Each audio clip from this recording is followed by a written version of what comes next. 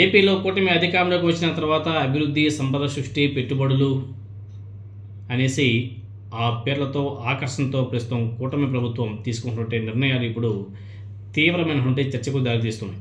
ఎందుకంటే ప్రభుత్వ రంగ సంస్థలు, ప్రజా ఆస్తులు, సంక్షేమ రంగాలను వరుసపెట్టి ప్రైవేట్ సంస్థలకు అప్పగించే దిశగా ఈ కూటమి ప్రభుత్వం అడుగులు వేస్తుందన్న విమర్శలు కూడా గట్టిగా వినబడుతున్నాయి, రోజు రోజుకి పెరిగిపోతున్నాయి. ముఖ్యంగా రోడ్లు, ఆర్టీసీ, ఆరోగ్యశ్రీ, ప్రభుత్వ వైద్య కళాశాలలు, పర్యాటక కేంద్రాలు, పోర్టు భూములు, విమానాశ్రయాలు, ఇటువంటివన్నిటిని కూడా ఇటువంటి వ్యూహాత్మక రంగాల మీద ప్రైవేట్ వాళ్ళ యొక్క పెత్తనం, ప్రైవేటీకరణ ప్రభావం చాలా స్పష్టంగా కనపడుతుంది అనేసి రాజకీయ విశ్లేషకులందరూ కూడా అభిప్రాయపడుతున్నారు. రాష్ట్ర రహదారులను పీపీపీ విధానంలోకి తీసుకురావాలన్న ప్రభుత్వ ఆలోచన మొదటి నుంచే తీవ్ర విమర్శలు కూడా దారితీస్తుంది. సుమారు 10,200 కిలోమీటర్ల రహదారులను ప్రైవేట్ సంస్థల నిర్వహణకు అప్పగించి టోల్ వ్యవస్థను విస్తరించాలన్న ప్రతిపాదనను ఆనాడు మనం చూసాం. అవన్నీ కూడా బయటకు రావడంతో ప్రజల్లో కూడా తీవ్ర ఆందోళన మొదలైంది. ముఖ్యంగా నగరాల లోపల ఉన్నటువంటి రోడ్ల మీద కూడా టోల్ విధిస్తే పరిస్థితి ఏమిటి? టోల్ విధించే వాహనదారుల్లో ఆందోళన కూడా పెరిగిపోతున్నాయి. ఇప్పటికే పెరుగుతున్నటువంటి జీవన వ్యయంతో ఇబ్బంది పడుతున్నటువంటి ప్రజల మీద ఇది మరో అదనపు భారం అవుతుందని చెప్పేసి ప్రజలందరూ కూడా భయపడిపోతున్నారు. అదేవిధంగా ఆరోగ్య రంగంలో కూడా ప్రభుత్వ విధానాల మీద అనేక అనుమానాలు వ్యక్తమవుతున్నాయి. పేదలకు ఉచిత వైద్యం అందించాల్సినటువంటి ఆరోగ్యశ్రీ పథకాన్ని బీమా సంస్థలకు అప్పగించే ప్రయత్నాలు జరుగుతున్నాయనే వార్తలు కూడా మనందరం కూడా విన్నాం. అదే సమయంలో కొత్తగా నిర్మించినటువంటి 17 ప్రభుత్వ వైద్య కళాశాలను పీపీపీ మోడల్లో ప్రైవేటు వ్యక్తుల ద్వారా నిర్వహించాలన్న ప్రతిపాదనలు రావడం, భవిష్యత్తులో అదేవిధంగా వైద్య విద్య మరింత ఖరీదైనదిగా మారిపోతుందన్న భయం మనందరం కూడా చూస్తున్నాం. వీటన్నిటిని కూడా విద్యావేత్తలు హెచ్చరిస్తున్నారు ప్రజల్ని. జాగ్రత్తగా ఉండండి, అన్ని ప్రైవేట్ వ్యక్తుల చేతిలోకి వెళ్ళిపోతే పరిస్థితి చేదాటిపోతుందనేసి. ప్రభుత్వ వైద్య సేవలు ప్రభుత్వంలోనే ఉంటేనే ఫ్రీగా దొరుకుతుంది, క్షేమంగా ఉండగలం. లేదు, ప్రభుత్వ వైద్య సేవలు క్రమంగా కార్పొరేట్ అధీనంలోకి వెళ్తే పేదలకు నాణ్యమైన వైద్యం అందుబాటులో ఉండకపోవచ్చు, తక్కువ రేటుకే వైద్యం అందకపోవచ్చు. అది కూడా చాలా ఇంపార్టెంట్ పాయింట్. అదేవిధంగా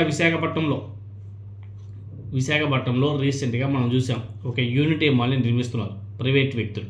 ప్రభుత్వ భూమిలో కొండ చుట్టూ తవ్వేసి యూనిటీ మాల్ని నిర్మిస్తున్నారు. ఆనాడు జగన్మోహన్ రెడ్డి గారు అదే ప్లేస్లో దాని పక్కన ప్రభుత్వానికి సంబంధించినటువంటి బిల్డింగ్లు కడితే గగ్గోలు పెట్టేటువంటి ఈ మీడియా, ఈ నాయకులు ఇప్పుడు దాని పక్కనే కొండని మొత్తం కూడా తవ్వేసి గుండు కొట్టి యూనిటీ మాల్ని నిర్మిస్తుంటే ఒకరు కూడా నోరు కూడా తెరవడం లేదు. అంటే వాళ్ళు చేస్తేనేమో అది కొండను తవ్వేశారు, పర్యావరణాన్ని నాశనం చేశారని చెప్పేసి మహత్తరు. అదే వీళ్ళు చేస్తేనేమో అభివృద్ధి అంట. అది ఏందో ఆ లెక్క ఏందో ఆ పక్కేందో మనకైతే అర్థం కాదు. అదేవిధంగా విశాఖపట్నంలోని గోల్డెన్ జూబ్లీ పోర్ట్ ఆసుపత్రి ప్రైవేటీకరణ ప్రతిపాదనలు కూడా కార్మిక సంఘాల నిరసనలకు కారణమయ్యాయి. ఉద్యోగుల సంక్షేమం కోసం నిర్మించబడినటువంటి ఆసుపత్రులను కూడా ప్రైవేట్ సంస్థలకు అప్పగిస్తే సాధారణ ఉద్యోగులు, కార్మికులకు వైద్య భద్రత దెబ్బతింటుందన్న వాళ్ళు కూడా చాలామంది హెచ్చరికలు కూడా ఇస్తున్నారు. అదేవిధంగా ఇప్పుడు రీసెంట్గా ఏపీఎస్ఆర్టీసీ పరిస్థితి మరింత చర్చనీయాంశమైంది. ఆ సంస్థ ఉద్యోగుల్లో ఒక భయాందోళన కూడా మొదలైపోయాయి. విద్యుత్ బస్సుల కొనుగోలు, నిర్వహణ ఖర్చులను కారణంగా చూపుతూ సంస్థను పరోక్షంగా ప్రైవేటు వైపు నడిపిస్తున్నారనే విమర్శలు కూడా గట్టిగా వినబడుతున్నాయి. ముఖ్యంగా చెప్పాలంటే వడోదర మోడల్ పేరుతో కీలక బస్ స్టేషన్లు, వాటికి అనుబంధంగా ఉన్నటువంటి విలువైన భూములను ప్రైవేట్ కంపెనీలకు లీజుకి ఇవ్వాలన్న ఆలోచన తీవ్ర వ్యతిరేకతను కూడా ఎదుర్కొంటుంది ఈ కూటమి ప్రభుత్వం. అదేవిధంగా రాష్ట్ర వ్యాప్తంగా ఉన్నటువంటి ఆర్టీసీ డిపోలు కానీ వాణిజ్య విలువ కలిగినటువంటి భూములు కార్పొరేట్ సంస్థల చేతుల్లోకి వెళ్తే భవిష్యత్తులో ప్రభుత్వ రవాణా వ్యవస్థ పూర్తిగా బలహీనపరిచే ప్రమాదం కూడా ఉంటుంది అని చెప్పేసి ఉద్యోగ సంఘాలంతా కూడా ఆందోళన వ్యక్తం చేస్తున్నారు. తర్వాత విశాఖపట్నం ఉక్కు పరిశ్రమ, అదేవిధంగా పోర్టు భూములు వంటి అంశం కూడా ఇప్పుడు రాజకీయంగా చాలా సున్నితంగా మారింది. ఉక్కు పరిశ్రమలో అధికారులను డిప్యుటేషన్ మీద పంపడం ద్వారా సంస్థను క్రమక్రమంగా బలహీనపరుస్తున్నారనే ఆరోపణలు కూడా గట్టిగా వినబడుతున్నాయి.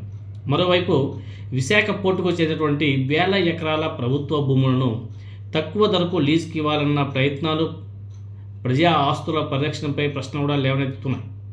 క్రీడా మైదానాలు, ప్రజా ఉపయోగ భూములను కూడా వాణిజ్య ప్రయోజనాల కోసం కార్పొరేట్ సంస్థలకు అందజేస్తున్నారనే విమర్శలు కూడా ఈ కూటమి ప్రభుత్వం మీద పెరుగుతున్నాయి.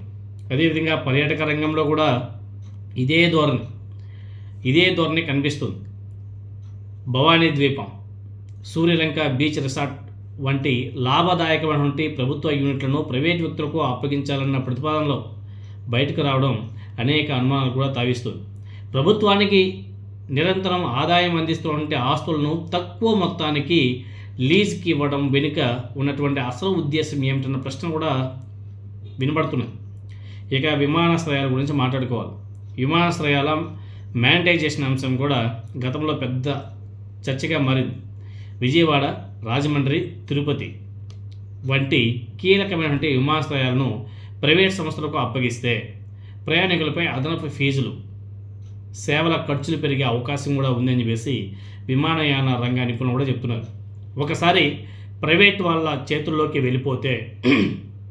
వెళ్ళిన తర్వాత ప్రభుత్వ నియంత్రణ తగ్గిపోవడం వల్ల ప్రజా ప్రయోజనాల కంటే లాభాలకే ప్రాధాన్యం పెరిగే ప్రమాదం కూడా ఉంటుందని చెప్పేసి చాలామంది నిపుణులు అభిప్రాయాలు కూడా వ్యక్తం చేస్తున్నారు. ప్రభుత్వ రంగాన్ని బలపరచకుండా, ఇంప్రూవ్మెంట్ చేయకుండా ప్రజా ఆస్తుల్ని ప్రైవేట్ సంస్థలకు అప్పగించడం ద్వారా భవిష్యత్తులో విద్య, వైద్యం, రవాణా వంటి ప్రాథమిక హక్కులు కూడా సామాన్య ప్రజలకు ఖరీదైన సేవలుగా మారే ప్రమాదం కూడా ఉంటుంది అని చెప్పేసి హెచ్చరికలు కూడా ఇస్తున్నారు. ప్రజల పన్నులతో నిర్మించబడినటువంటి ప్రభుత్వ ఆస్తులు చివరికి కొద్దిమంది కార్పొరేట్ సంస్థల చేతుల్లోకి వెళ్ళిపోతే దీర్ఘకాలంలో సామాన్య ప్రజల ఆర్థిక స్వేచ్ఛ, అదేవిధంగా సామాజిక భద్రత, సంక్షేమ వ్యవస్థల మీద తీవ్ర ప్రభావం పడే అవకాశం కూడా ఉంటుందని చెప్పేసి సామాజిక సోషల్ విశ్లేషకులు కూడా పేర్కొంటున్నారు. అభివృద్ధి ముసుగులో ప్రభుత్వ ఆస్తులను వీళ్ళకి ఇష్టానుసారంగా విధ్వంసంగా సృష్టించి ప్రైవేట్ వ్యక్తుల చేతుల్లో పెట్టడం సమంజసమేనా అన్న అభిప్రాయాలు కూడా వ్యక్తమవుతున్నాయి.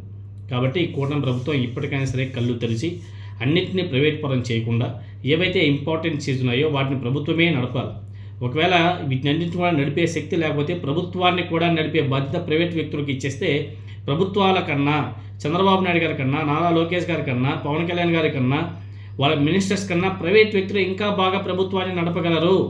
కాబట్టి ప్రభుత్వాన్ని నడిపే బాధ్యతను కూడా ప్రైవేట్ వ్యక్తులకు ఇచ్చేసండి, వాళ్ళే చూసుకుంటారు. మీకెందుకు చీఫ్ మినిస్టర్లు, మీకెందుకు డిప్యూటీ చీఫ్ మినిస్టర్ పదవులు, మీకెందుకు ఎమ్మెల్యే పదవులు, మీకెందుకు మినిస్టర్ పదవులు, దాన్ని కూడా కంప్లీట్గా ప్రైవేట్ వ్యక్తులకు ఇచ్చేస్తే నడపడానికి బ్రహ్మాండంగా అనేక ప్రైవేట్ కంపెనీస్ ఉన్నాయి. సిమెన్స్, ఎల్ఎన్టీ, చాలా కంపెనీస్ ఉన్నాయి. ఇంకా టీసీఎస్ అనేసి సాఫ్ట్వేర్ కంపెనీలు కూడా వాళ్ళు ఏదో ఒక విధంగా నడిపించేస్తారు ప్రభుత్వాన్ని. పెద్ద ఇష్యూ ఏం కాదు. అన్ని ప్రభుత్వ ఆస్తుల్ని ప్రైవేట్ వ్యక్తుల చేతుల్లో పెడేసి అక్కడ నుంచి మేము నడిపిస్తామంటే ప్రభుత్వాన్ని కూడా ప్రైవేట్ వ్యక్తుల చేతుల్లో పెడేస్తే వాళ్ళు హ్యాపీగా నడిపిస్తారు కదా. కాబట్టి ఒకసారి పునరాలోచన చేసుకోవాల్సిన అవసరం కూడా ఉంది కూటమి ప్రభుత్వం.